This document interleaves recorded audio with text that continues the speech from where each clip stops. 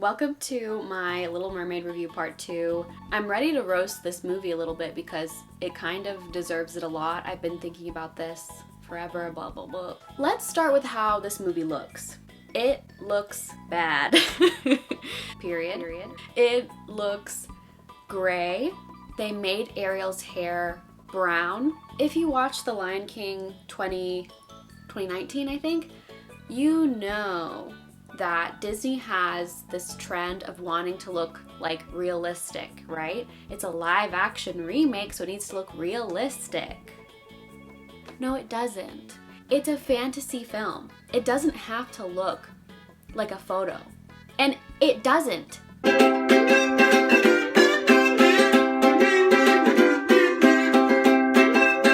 The combination of real footage and the CGI, it just looks fake.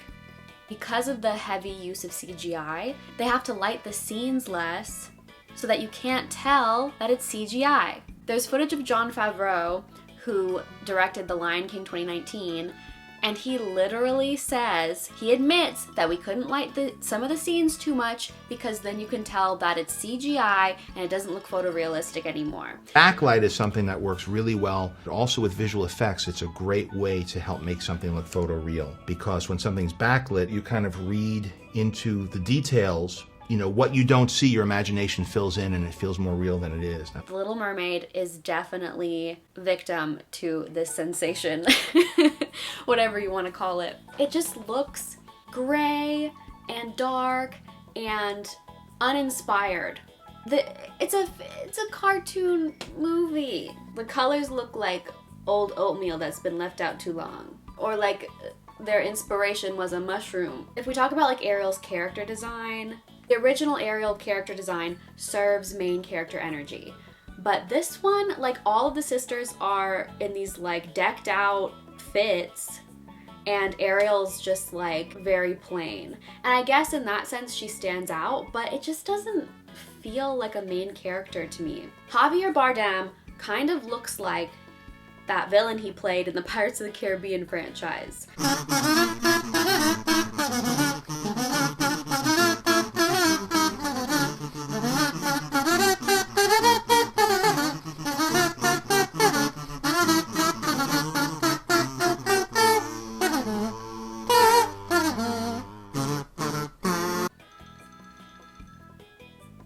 Ursula's character design is pretty much the same. There's this funny video of Melissa McCarthy getting her makeup done, and the makeup artist like did her eyebrows really messed up. I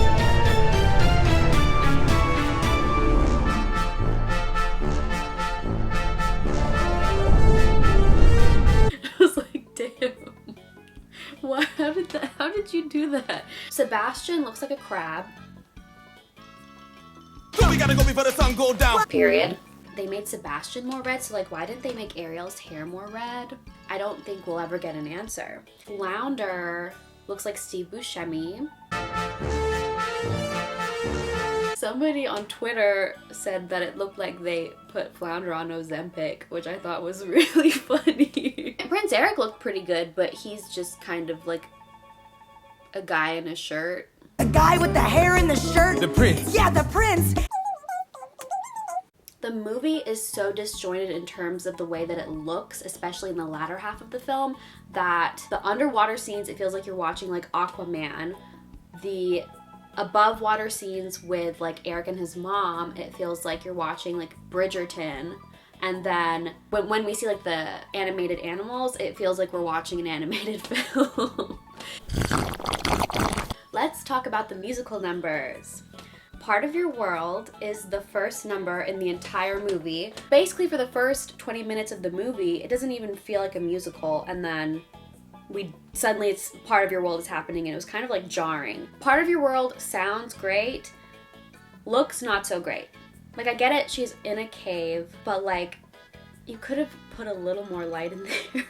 Wild Uncharted Waters is the worst number in the whole movie. Worst. Wild Uncharted Waters is sung by Prince Eric, and it's supposed to express his longing to find Ariel, but they throw this weird thing in the plot, and they don't address it directly, but Sebastian mentioned something about Ariel using her precious siren song to save Eric. That kind of implies that her singing to him has some kind of maybe enchantment or magic or something. Like, is he enchanted? Like, does he actually like her? I don't know.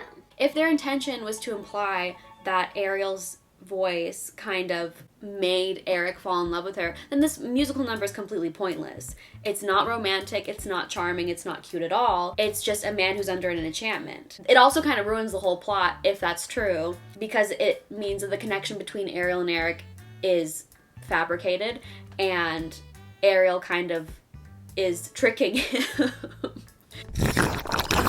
They gave us nothing with the direction of this number. It's basically just Eric singing out into the open air, and it looks like a One Direction video. Wild uncharted waters, miles beyond the sea. There's no choreography, nothing really happens. I think the second weakest is Kiss the Girl. When Flounder, Sebastian, and Scuttle all sing together, it literally sounds like the Muppets.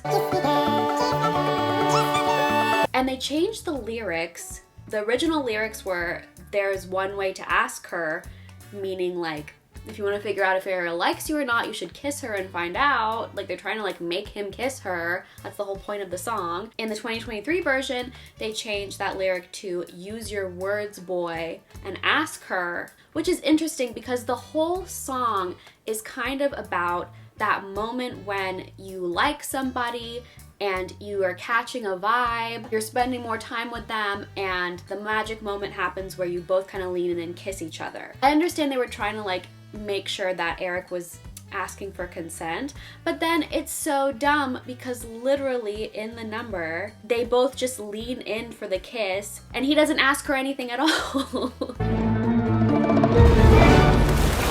Duh, they're not gonna do that. They're not gonna have Eric awkwardly be like, "Can I have a kiss?" They're not gonna do that. That's awkward. It doesn't work. With Poor Unfortunate Souls, it just kind of sounds like Melissa McCarthy is learning how to sing and learning how to express a character through singing. So it wasn't like terrible, but it wasn't good.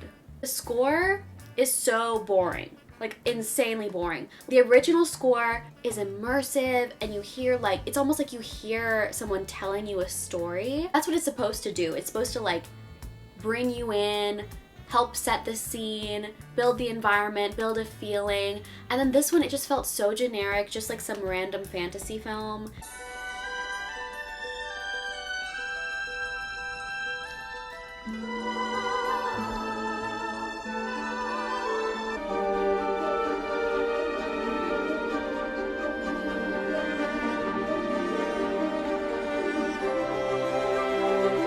Period.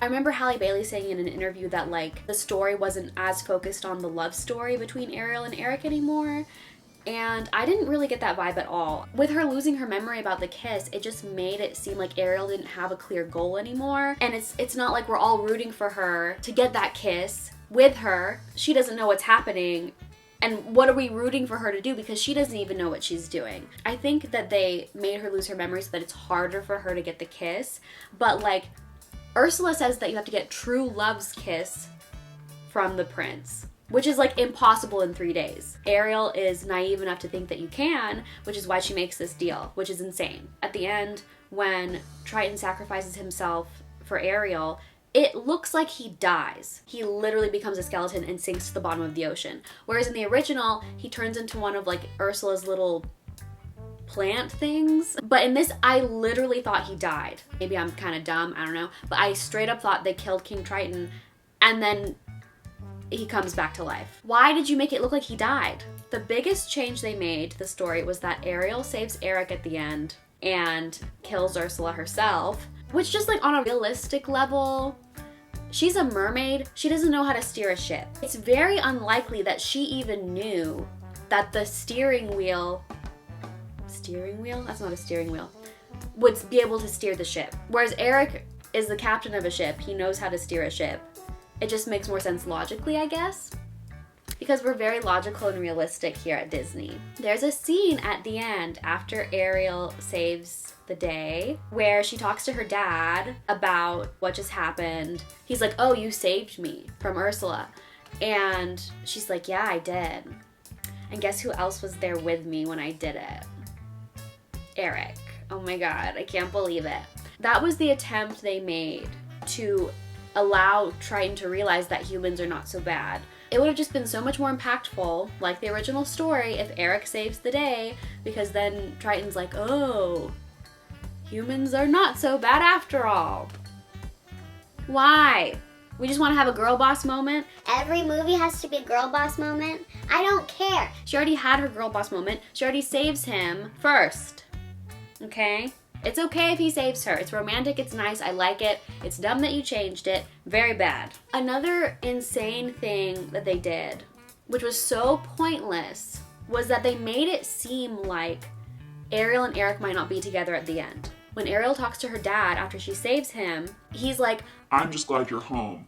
and then they kind of like cut to like an underwater scene, and it's like implying that Ariel isn't gonna be a human. But then they do it anyway. They even have Eric's mom say like, Yeah, see, it would just never work out. they cut the scene where she gets to transform into a human finally through King Triton's magic. So we don't get to see that beautiful like little sparkly dress moment. It's just like, oh, like, you know, he just shoots the golden dust and then it looks like, you know, it's just implied that he's turning her into a human, I guess. In the beginning of the movie, they have this like sad quote from Hans Christian Andersen's original telling of it. And so when Triton appears to die at the end, I was like, oh my God, he actually died. Like I thought they were like actually gonna twist it and make it different and a little darker. I was like, oh, she's not gonna become a human.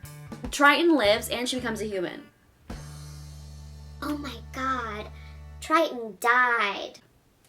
And 5 minutes later resurrect him. Okay. I'm having a bad day, but at least this tea is really good. Why did all of Ariel's sisters have different accents? Like, the dad has a Spanish accent, Ariel has an American accent, and the sisters have like all kinds of like random accents, and they're all different races, which is fine. Like, I don't care. But why? Why didn't they cast a drag queen for Ursula? Period. Ursula essentially is a drag queen. Period. Everything that was added to this movie was pointless. Ariel doesn't touch the surface until Eric's ship arrives. And I understand why they did that, because it's like, oh, Ariel's not allowed to go to the surface, so she doesn't. And so Scuttle has to swim under the water and eat a fish right in front of Flounder, which is really scary. Oh, Flounder, don't worry, it's just Scuttle. And Scuttle's like, I just had a good snack. What? The original Little Mermaid was almost untouched by the Disney machine because Disney wasn't even interested in making animated films at that point. So you just have this like really raw, pure, creative vision by a smaller group of people. So it's like so cohesive, simple, brilliant, heartwarming, touching, lovely, bright, colorful. I'm so done thinking about this movie. But yeah, that's basically it. Disney remake bad. Look at the sun and the sky and the sand and the sea behind me. Look at me, suddenly I am on land and I'm free.